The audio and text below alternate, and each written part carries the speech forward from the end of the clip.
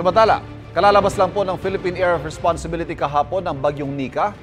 Naka-alerto ulit ang mga taga-Isabela para sa bagyong Ophel.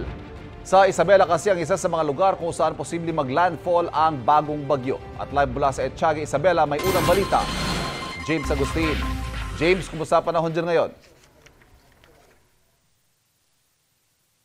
Ivan, maganda yung panahon dito sa Isabela simula pa kahapon pero puspusan na yung paghahanda ng mga otoridad para nga sa paparating na bagyong Ophel. Sa mga bayan sa northern at central portions na nakataas ang Tropical Cyclone Wind Signal number 1, ipinatutupad na ulit ang liquor ban. Bawal na rin lumangoy, maglayag at mangisda. Kahapon nakita natin ang mga pinsalang idinulot na nagdaang bagyong Nika sa ilang bayan na ating naikutan. May mga bahay at establishmento na natanggalan ng bubong at mayroon din mga nawasak. Nananawagan ng tulong ang mga residente. May mga tulay rin na hindi madaanan dahil sa umapaw na ilog. Problema pa rin ang supply ng kuryente sa ilang lugar. Ang Magat Dam patuloy ang pagpapakawala ng tubig. Nakabukas ang dalawang spillway gate nito. As of 4 a.m. nasa 188.73 meters ang antas ng tubig. Normal level ito pero kinakailangan magbawas dahil sa volume ng tubig mula sa watershed at iba pang kalapit na lugar.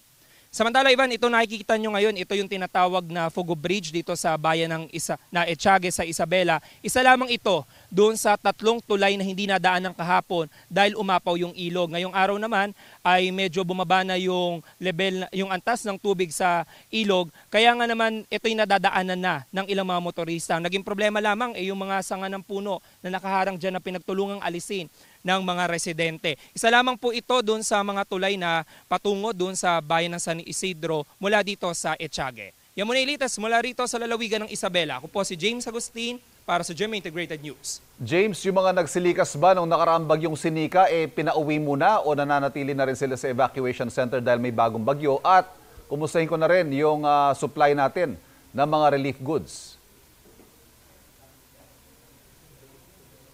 Yes, Ivan, kahapon ay umuwi na yung mga residente na lumikas. Nakipag-coordinate tayo doon sa mga nasa coastal municipalities, maging doon sa mga bayan. Kaunti na lamang yung mga residente na nasa evacuation center. Doon naman sa relief packs, patuloy yung repacking na ginagawa ngayon ng provincial government. More than 5,000 na relief packs. Dagdag doon sa stockpile nila na sa 8,700 na mga relief goods. Ang ginagawa kasing diskarte dito, Ivan, halimbawa dito sa bayan ng Etxague, identified na nila yung mga area na karaniwang binabahaw, di kaya naman na-isolate kapag malakas yung buhos ng ulan dahil hindi madaanan yung mga tulay. Kaya nagpe-proposition na sila ng mga relief goods. Dahil nga dito sa nagdaang bagyo, ang diskarte nila simula pa kahapon, nire-replenish nila yung relief goods dahil maganda yung panahon simula pa kahapon dito sa Isabela. Ivan.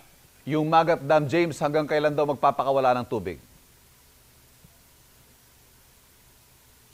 Hindi pa masabi, Ivan, ng mga otoridad sa atin kung hanggang kailan pa magpapakawala ng tubig yung Magat Dam.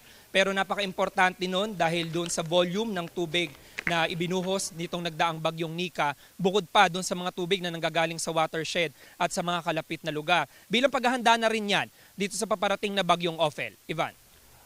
Maraming salamat, James Agustin.